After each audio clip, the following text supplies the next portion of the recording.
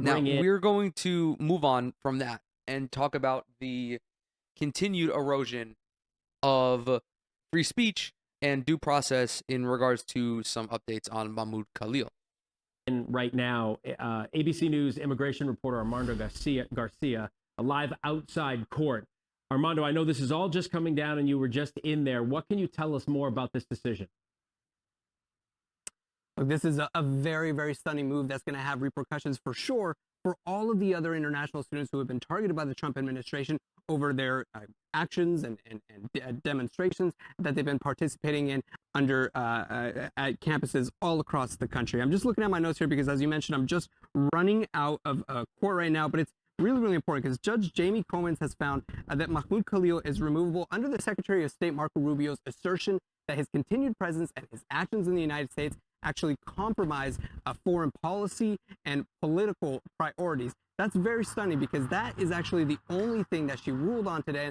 She did not rule on the other allegations that criticizing foreign policy, and the foreign policy in this instance being Israel should not be allowed to do a genocide, and that the United States should not fund Israel's genocide.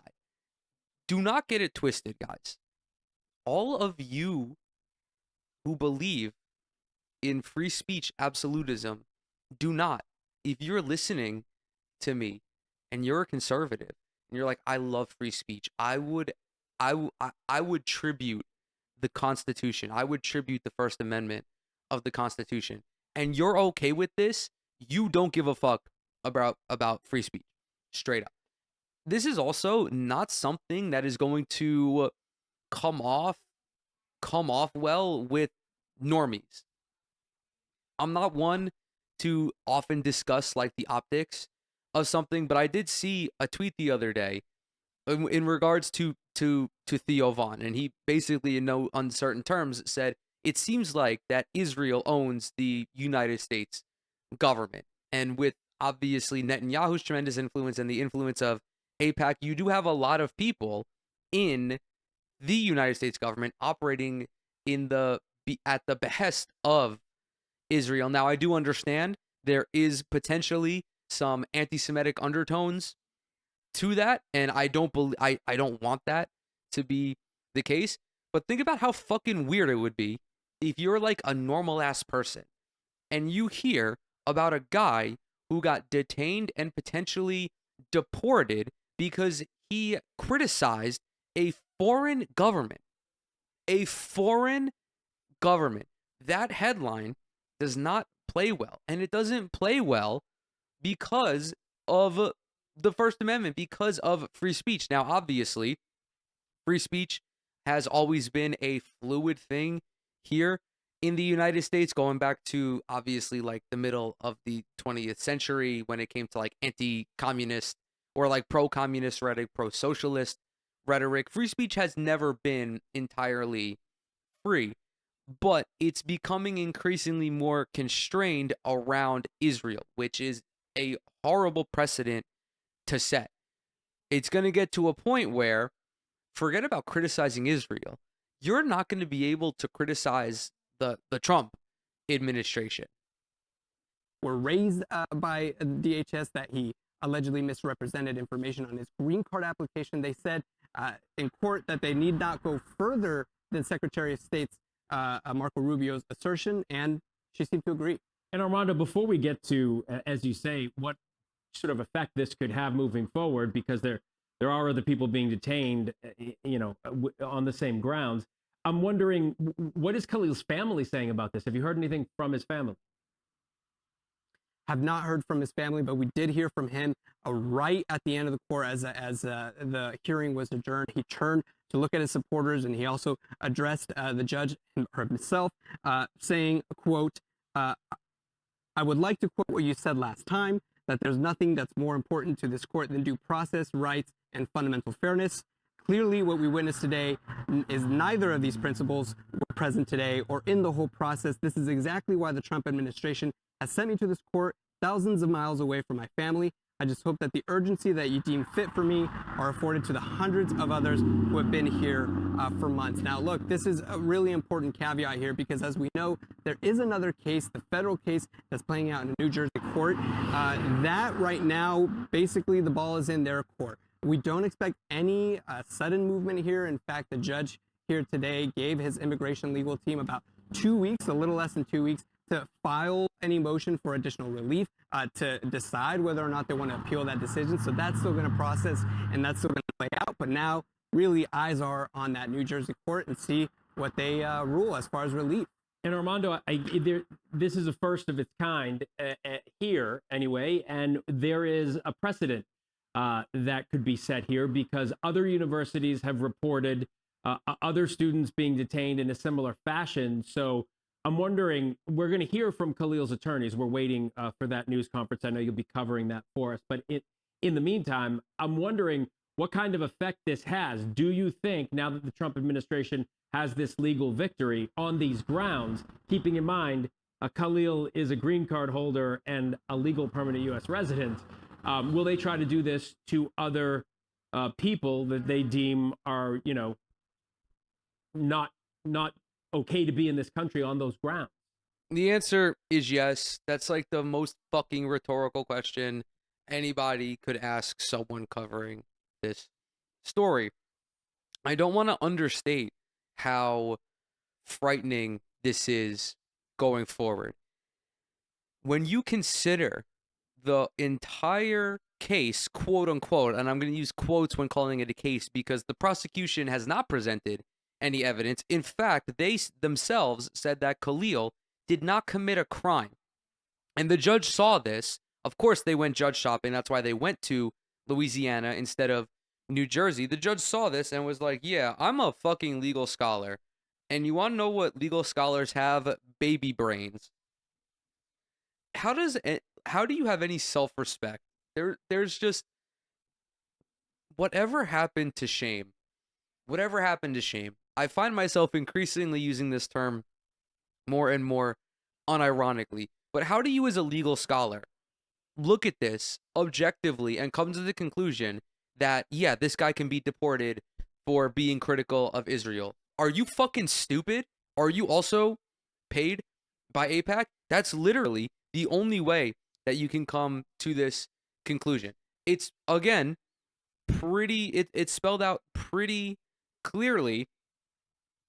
This person must be afforded due process, and this person is a legal resident of the United States. He's a green card holder. He's a permanent legal resident. Why are you going to deport him back to a place that is not his home? It doesn't make any sense to me. Of course, there's the whole pro-Israel side of it. There's obviously the Islamophobic side of it because Khalil is from Syria. Yes, I believe he's from Syria. There's that whole equation as well. But it's not going to end here. We need to start looking like many months down the line, like to the end of 2025. Once they start, or once they run out of all of the immigrants and green card holders to prosecute, they're going to start coming after natural born U.S. citizens. That is the obvious progression of fascism. They are going to come after anyone who disagrees with the way that the government operates. That is what we are looking at with this case. You are going to have your rights eroded from you in real time. Sure, and look, it's very clear that the Trump administration wanted to make an example out of him. This was the very first high-profile case of an international student being targeted by the Trump administration over his alleged actions during demonstrations. Now, it's really important here because his legal team did push back on a lot of those claims. There was a lot of information that was filed actually just 2 minutes before the hearing happened. You got to remember, the a legal team representing Mahmoud Khalil only had about 48 hours, a little less than 48 hours, to review all of the evidence that was being presented against their client and then form a proper rebuttal. Throughout the entire hearing, they said that they wanted a continuance. The judge actually denied that request.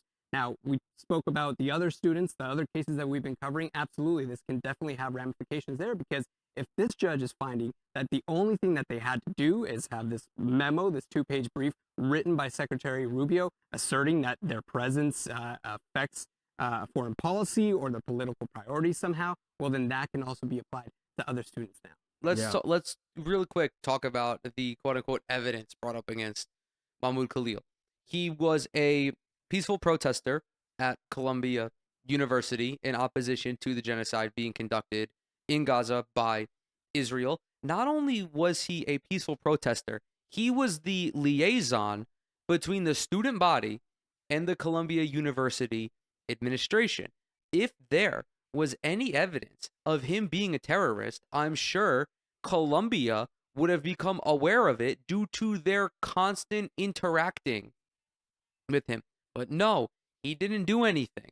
Again, the prosecution said he was not committing a crime, except to them, criticizing Israel is a crime. Criticizing Donald Trump's best friend, Benjamin Netanyahu, is a crime. And here's the thing. Let's entertain the ridiculous hypothetical that Mahmoud Khalil is actually a closet terrorist. Even if he had "I love Hamas" tattooed on him, on his fucking stomach, that doesn't mean that you can just strip him of due process. That is the key legal argument here. Remember, he was sent to Louisiana. No one was made aware of his whereabouts. His legal team could not get in contact with him. If you believe that this young man is a terrorist, have his case be seen by a judge and allow the judge to make a ruling on his case. But they're not doing that. They are circumventing the entire legal process to make an example out of someone for, again, protesting a genocide. This is obviously a developing story. I think obviously the only correct outcome here is that Khalil is not deported and is allowed to remain in the United States. There needs to be a mistrial. He needs to be acquitted. Something has to happen because this is a mockery of the legal process. I understand how the criminal justice system operates here in the United States, so I know that the legal process here is not the greatest at times, but still, this is just a blatant disregard for any sort of legal approach. There's nothing here that follows the rules. And I think that I'm more frustrated by that because I've had to listen to so many fucking Republicans online and on TV for the last like fucking 5 years bitch and moan about due process and the law and checks and balances and, you know, the rule of law, this, that, whatever. And then all of these spineless cowards drop that the minute that somebody is, I guess, detained for a cause that they deem to be terrible. Again, the crime of protesting Israel. That's just a fundamental difference between myself and like all of the right-wing media hacks. They have no coherent worldview. They go wherever the Republican Party goes because that's where their fan base is going to go. And they're going to go where their fan base goes because that's where their money comes from.